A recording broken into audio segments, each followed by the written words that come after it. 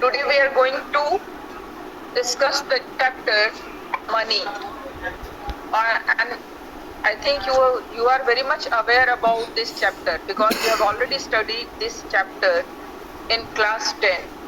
10 में आपने पढ़ा था ना, मनी एंड क्रेडिट पढ़ा था, याद है किसी को?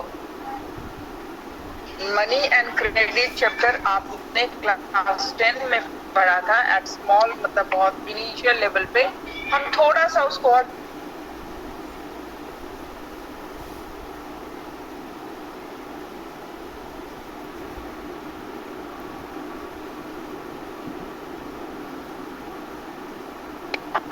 जियो का भी हो रहा है और आप भी जियो दोनों का।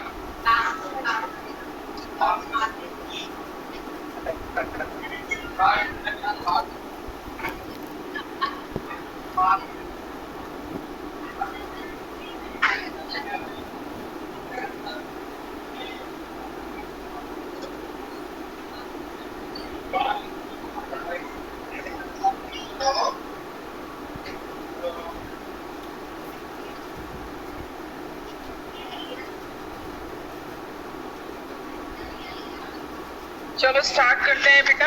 सबसे पहले मीनिंग ऑफ मनी। पहले आप देखो, यहाँ पे कॉपी लेके बैठना जरूर, जैसे लिखवाऊंगी उस तरह से आप कुछ इंपॉर्टेंट टिप्स है, याद करने का तरीका है, इसमें बहुत ज्यादा आपको एफर्ट नहीं लगाना है, सिर्फ आपको समझना है। देखो मनी क्या है? It is a medium of exchange. इसका डेफिनेशन ही इसका फंक्शन है, या यूं कहो कि इसका फंक्शन ही इसका डेफिनेशन है। कैसे? इसमें दो चीज याद रखना, दो एम है और दो एस है। एम का मतलब money is medium of exchange and money is measurement of value. ठीक है, एम लिखो, दो एम लिखो, पहले ऊपर फिर उसके नीचे एम लिखो। M for medium of exchange और next M for measurement of value, और दो एस लिखो उसके नीचे। एस फॉर, लिख रहे हो बच्चों? हाँ बेटा लिख रहे हो? Yes ma'am. बच्चों बोल नहीं रहे हो, आप बोल नहीं रहे हो। चैट मेजरमेंट ऑफ, पहले मीडियम ऑफ एक्सचेंज, दूसरा measurement of value. S for, ठीक है ठीक है, लिख रहे हो तो सही है। चलो, और एस फॉर लिखो, ठीक है। Store of value and standard of deferred payment. S लिखो, स्टोर ऑफ वैल्यू, फिर से बोले, ओके ठीक है। Money, what is money? Money क्या है ये मैं बताने जा रही हूँ। उसके लिए आपको दो एम लिखो, एम फिर उसके नीचे एम, उसके नीचे एस, उसके नीचे एच। मनी का डेफिनेशन, मनी का फंक्शन और डेफिनेशन सिमिलर है। मतलब यूं कहो कि function of money is also definition of money. कैसे? मनी में का डेफिनेशन हम क्या बोलते हैं? Medium of exchange. क्या आपने क्लास 10 में पढ़ा था? Money is medium of exchange, but actually it has broader concept. ये काफी ब्रॉडर कॉन्सेप्ट है इसका। पहला, money is medium of exchange, M for medium of exchange, M for money is measurement of value, S for money is store of value and S for money is standard of deferred payment. ठीक है, अब मैं एक एक करके इसको समझाऊंगी। Medium of exchange सभी जानते हैं। Medium of exchange, it means money is used as mode और means to exchange any goods. So with the help of money we can buy anything. We can exchange money with any goods and commodity, and any goods and commodity can be valued in money. जैसे कोई भी सामान अगर हमें खरीदना होता है तो हम मनी क्यों लेके जाते हैं? मान लो हमको क्लोथ्स खरीदना है, हम मनी लेके गए, मनी हमने दे दिया और क्लोथ्स हमें मिल गया। It means we have exchange that money into clothes. Similarly, the shopkeeper who is selling the clothes, they exchange the clothes into money. उसने clothes बेचा और clothes को money में convert कर दिया। It means money is medium of exchange. मतलब money को हम किसी भी goods में, किसी भी service में exchange कर सकते हैं और किसी भी goods and service को money में exchange कर सकते हैं। That is why it is called medium of exchange. एक जरिया है किसी भी goods and services को, और ये हमारे exchange को easy बना देता है। Next, दूसरा मैंने कहा measurement of value. It means with the help, जैसे हर चीज को मेजर करने का एक मेजरमेंट यूनिट दिया हुआ है। है ना। जैसे कोई भी लिक्विड आपको मेजर करना होता है तो आप उसको लीटर में एक्सप्रेस करते हो, मेजरमेंट यूनिट है तुम्हारा। किसी भी सॉलिड मटेरियल को तुमको मेजर करना होता है तो तुम उसको किलोग्राम, ग्राम इसमें करते हो। डिस्टेंस को मेजर करना होता है तो आप किलोमीटर, मीटर, सेंटीमीटर इस तरह से तो लेंथ को नापते हो। सिमिलरली अगर हम एक मनी ही ऐसा मोड है जिससे हर गुड्स को, हर सर्विस को मेजर किया जा सकता है, चाहे वो हाई वैल्यू गुड्स हो चाहे वो लो वैल्यू गुड्स हो। मतलब सुई से लेके एरोप्लेन तक के वैल्यू को हम मनी से मेजर कर सकते हैं। यानी किसी भी चीज का कीमत हम मनी में लगा सकते हैं, किसी भी गुड्स एंड सर्विस का। मैं गुड्स एंड सर्विस का बात कर रही हूँ, I am not talking about any attribute, any quality. हम क्वालिटी की बात नहीं कर रहे हैं, किसी फीलिंग की बात नहीं कर रहे हैं। We are talking about the commodity, we are talking about the goods and services. तो any goods and services can be value, can be measure with the help of money. समझ गए? तो मनी का दो फंक्शन आपने समझ लिया, एक मीडियम ऑफ एक्सचेंज और दूसरा मेजरमेंट ऑफ वैल्यू। मेजरमेंट का मतलब नापना, तौलना, कीमत लगाना, वैल्यू लगाना, ठीक है। इसके बाद आता है money is store of value. एक वैल्यू को स्टोर करने का भी साधन है। जैसे हम पैसा को गुल्लक में रखते हैं, हम पैसा को बैंक में रखते हैं, ठीक है। यानी पैसा, या हम कहीं मार्केट जाते हैं तो बैंक में अपना पैसा लेके जाते हैं, ठीक है। तो जो मनी को हम, जितना मनी को स्टोर करते हैं उसका वैल्यू उतना ही रहता है, ना वो कम होता है ना वो खराब होता है। कैसे? जैसे आप पहले, ये एक्चुअली इसको एक्सप्रेस करने के लिए थोड़ा सा हमको बार्टर सिस्टम में जाना होगा। वो समय when the commodities were exchange with commodity, barter system में एक कमोडिटी को दूसरे कमोडिटी से एक्सचेंज किया जाता था without the use of money. तो ऐसी समस्या होती थी कि जैसे कोई फूड ग्रेन लेके गया, उसने स्टोर करके रखा और वो खराब हो गया, ठीक है, तो उसका वैल्यू गिर जाता था, स्टोर करना मुश्किल था। लेकिन अभी क्या है, जिस वैल्यू को हम स्टोर करते हैं, जैसे अगर हमारे पासबुक में, हमारे अकाउंट में 1 लाख रुपीस है तो वो 1 लाख रुपी रिफ्लेक्ट करेगा, वही रहेगा, वो सड़ेगा नहीं, गलेगा नहीं, खराब नहीं होगा, ठीक है। तो मनी ने एक और फैसिलिटीज प्रोवाइड किया, that we can store the value. हम उस कीमत को, उस मूल्य को जमा करके रख सकते हैं, ठीक है। So money is store of value. अब आता है money is standard of deferred payment. Deferred का मतलब होता है बच्चों, पहले डेफर्ड समझो। डेफर्ड का मतलब होता है जैसे, या शिफ्ट कर देना, आगे बढ़ा देना। जैसे आप किसी मजदूर को रखते हो काम करने, ठीक है, वो जब उसको रखते हो उस समय आप उसको बताते हो भाई हम 500 रुपीज आपको देंगे, ठीक है, काम कर लो, 500 रुपीज देंगे। उसके बाद जब वो काम कर लेता है तब तुम उसको 500 रुपीज देते हो। इसी तरह अगर कोई ज्वाइन करता है तो जॉब को ज्वाइन करने से पहले उसको अपॉइंटमेंट लेटर मिलता है और उस अपॉइंटमेंट लेटर पे लिखा रहता है कि यू विल गेट दिस पे स्केल, ठीक है। तो आप वर्किंग 30 डेज वर्क करने के बाद तुमको वो सैलरी मिलता है। मतलब डिसाइडेड टुडे द फर्स्ट, आप कह सकते हो, हम इसी के मंथ को ले लेते हैं, the salary decided on the first June, but it has been provided to that person at 30 June. It means the decided on 1st June but given at 30 June. So it has deferred कर दिया गया, आगे बढ़ा दिया गया, ठीक है। ये वैल्यू, मेजरमेंट वैल्यू, ये जो वैल्यू है मनी से ही ये पॉसिबल है। डेफर्ड मतलब हम किसी भी सिचुएशन को, मनी को हम वैल्यू को डेफर्ड भी कर सकते हैं, ठीक है, आगे बढ़ा सकते हैं। ये नहीं कि आगे उसके बाद वो खराब हो जाएगा, मर जाएगा, कोई जानवर रहेगा तो मर जाएगा, कोई फूड रहेगा तो खराब हो जाएगा, ये सारे सिचुएशन तो नहीं आएंगे ना, बेटा समझ रहे हो ना। तो ये बात ध्यान देना। 4 फंक्शन है इसके, 4 डेफिनेशन है। अगर अब कोई आपसे डेफिनेशन पूछेगा मनी का तो ये नहीं बोलोगे कि money is medium of exchange, सिर्फ यही नहीं होगा, ये बहुत लिमिटेड डेफिनेशन है, ठीक है। मनी का ये बहुत लिमिटेड डेफिनेशन है। Money is medium of exchange. Being a student of commerce, being a student of class 12, you will have to provide a broader definition. ठीक है, थोड़ा सा broader definition बताना है.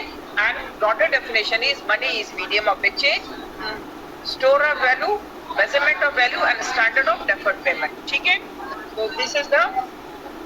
अब हम बात करते हैं कि मनी कब आया, इवोल्यूशन कब हुआ मनी का, और मनी से पहले क्या था. कोई बताएगा मनी अगर नहीं था तो क्या उस समय हम गुड्स एंड सर्विसेज का एक्सचेंज करते थे, खरीदते बेचते थे क्या कुछ? कोई बताएगा? देखो, हाँ बोलो. Yes Trisha, go ahead. Barter system, good. क्या था उस समय? Barter system. कोई बताएगा बार्टर सिस्टम क्या होता है? बार्टर सिस्टम क्या होता है?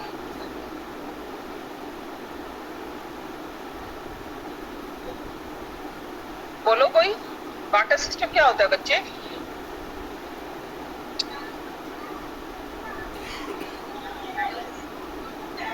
बताओ.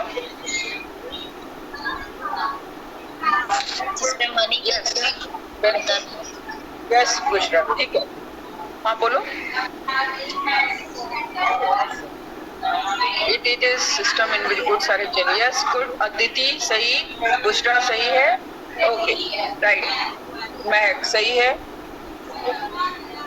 त्रिशा सही है. Yes, barter system when goods are exchange with another goods. अब ध्यान से सुनना, एक क्वेश्चन आता है कभी कभी बोर्ड ऑब्जेक्टिव क्वेश्चन में आएगा या CUET के एग्जाम में भी आता है कि what do you mean by CCEP, capital C capital T, बीच में रहेगा dash hyphen. When one goods is exchange with another goods, यानी दिस इज CC इकोनॉमी. क्या है? The economy in which commodity is exchange with another commodity. Yes, quantity to commodity. ठीक है, इसको CC economy कहा जाता है. ठीक है, बार्टर सिस्टम को ही CC इकोनॉमी कहा जाता है. यानी बार्टर सिस्टम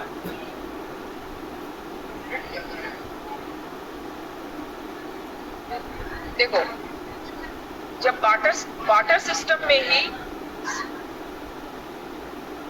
देखो, the system in which barter system में जो इकोनॉमी था उसको CC इकोनॉमी कहा जाता है. When commodity is exchange with to another commodity. ठीक है, चलो समझ के में आ गई बात. Now tell me why barter system is abolished या एलिमिनेटेड. क्यों खत्म हो गया धीरे धीरे? बार्टर सिस्टम क्यों हो गया, खत्म कर दिया गया?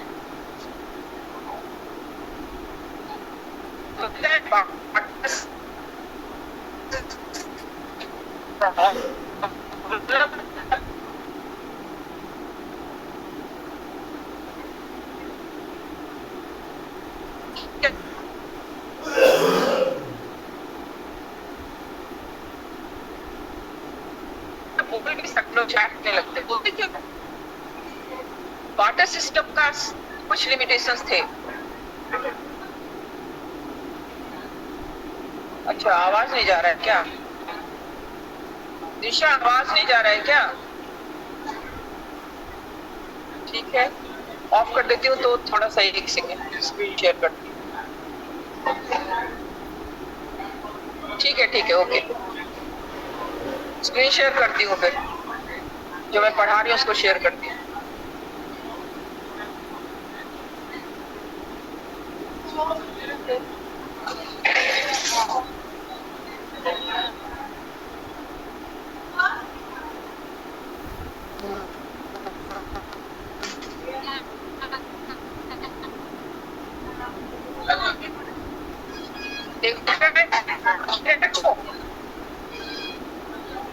Am I audible?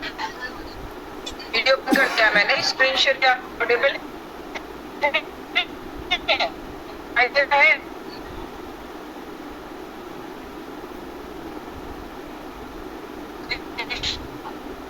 है? पलक सुना है? हम अभी मनी चैप्टर पढ़ रहे हैं. ठीक है, अभी भी है डिस्टर्ब. अब तो मैंने वीडियो बंद कर दिया बेटा, अभी भी डिस्टर्ब हो रहा है. ठीक है, ओके. देखो, हम अभी जो पढ़ रहे हैं बच्चों, हम पढ़ रहे हैं ये वाला ठीक है, हम बैंकिंग पढ़ रहे हैं, ये सॉरी मनी पढ़ रहे हैं, ठीक है, दिस वन ये पढ़ रहे हैं, ठीक है, ये पढ़ रहे हैं।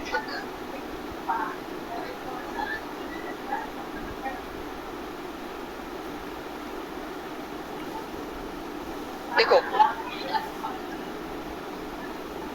बैंकिंग चैप्टर हमें बाद में पढ़ना है, ठीक है।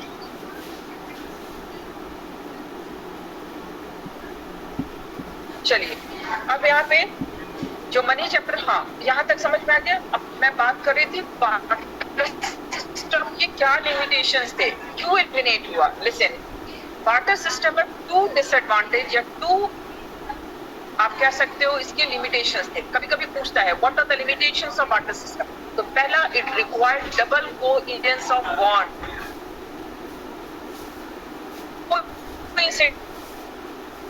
क्या हो को देखते में हम करते हैं, कभी ऐसा हो कि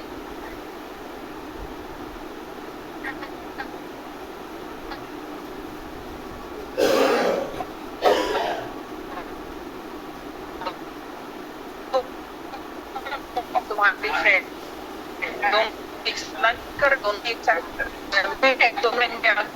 कभी इत्तेफाक है, ऐसा कभी इत्तेफाक हो जाता है। लेकिन यहाँ पे इत्तेफाक हमेशा एक ही 2, ठीक है। पाकिस्तान में कैसे, पहला इट रिक्वायर्ड दोनों का चाहिए, दोनों को पहला चाहता है वो बिल्कुल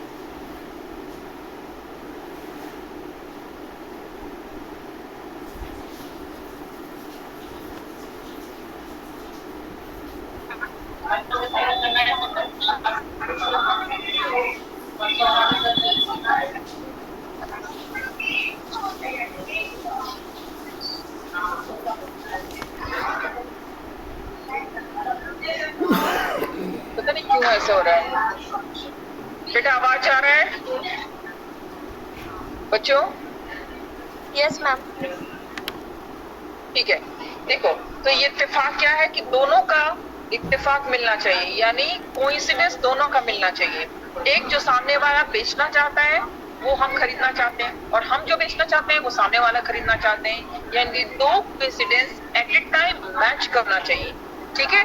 this is called double coincidence of bond. It means the barter system have one disadvantage that it required double coincidence of bond, ठीक है।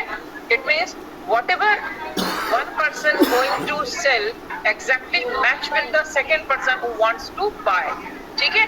And similarly whatever second person wants to sell exactly match with the first person who wants to sell, तो एक दूसरे से ये match करना चाहिए, जो कि बहुत बड़ा प्रॉब्लम था। यानी अभी तो हम क्या करते हैं, मनी लेके जाते हैं, अगर हमें कपड़ा खरीदना हम लोग कपड़े की दुकान में घुस गए, मनी से हमने कपड़ा एक्सचेंज कर लिया।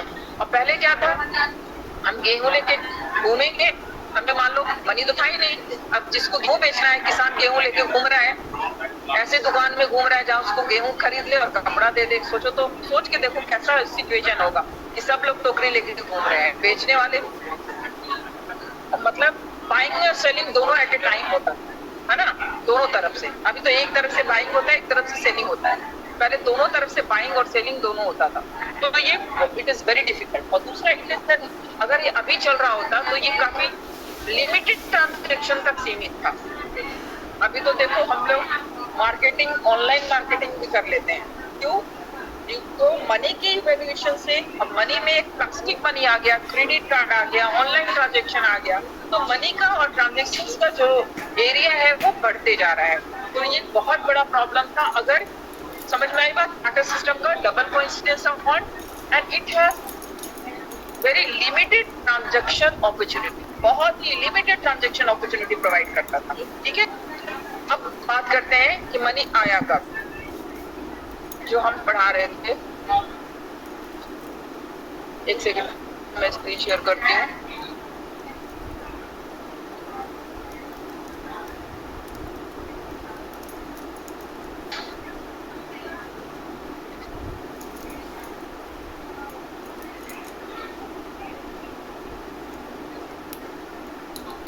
ये दोनों हमें पढ़ना है, दिख रहे हो? दिख रहा है तुम लोगों को बच्चों? दिख रहा है मीनिंग?